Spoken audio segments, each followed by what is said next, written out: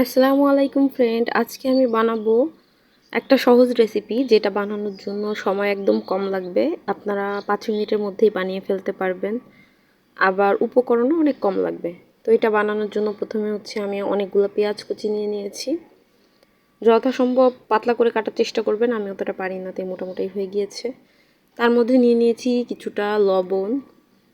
এবার নিয়ে নিচ্ছি একটা ডিম। ডিম নেওয়ার পরে এর মধ্যে নিয়ে নেব মরিচ কুচি, কাঁচামরিচ। তো কাঁচামরিচ ছোটো ছোটো করে কুচি করে রেখেছিলাম, সেগুলো দিয়ে নিলাম। আপনারা চাইলে এই পর্যায়ে হালকা করে অল্প অল্প মশলা অ্যাড করতে পারেন, বাট আমি এক্সট্রা কোনো মশলা না দিয়ে এর ভিতরে একটা ম্যাজিক মশলা আছে ম্যাগির, যেটা 5 টাকায় পাওয়া যায়, ওর এক প্যাকেটের থেকে কিছুটা দিয়ে নিচ্ছি। তো এটা দিলে যেই স্বাদটা আসে সেটাই মানে ভালো লাগে আর কি। এটা যেহেতু পাকোড়া টাইপের বানানো হবে, এটাই এনাফ, আর মশলা না দিলেও চলবে। আর কেউ যদি মনে করেন দিবেন, সেই ক্ষেত্রে কিছুটা মশলা দিয়ে নিতে পারেন, মানে অল্প করে আদা রসুন বাটা। তো এই সব কিছু ভালো করে মেশানোর পরে এর ভিতরে দিয়ে নেব পাউরুটির টুকরো।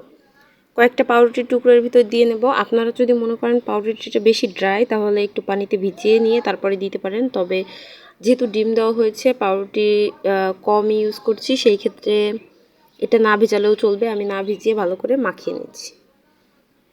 আস্তে আস্তে সময় নিয়ে মাখাবেন, কারণ এটা ভালো করে মিশতে তো হবে, আর যেহেতু পাউরুটিটা গলবে সেই সময়টা দিতে হবে, তাই আস্তে আস্তে করে মাখিয়ে নিতে হবে সময় নিয়ে। যখন মাখানো হয়ে যাবে এরকম, তারপরে আপনারা মানে গোল গোল করে শেপ দিতে পারবেন। এই পর্যায়ে চলে আসলে আপনারা গোল্ডেন যেভাবে দেন আর কি, শেপ তৈরি করে করে তারপরে এটা পাকোড়ার মতন ভেজে নেবেন।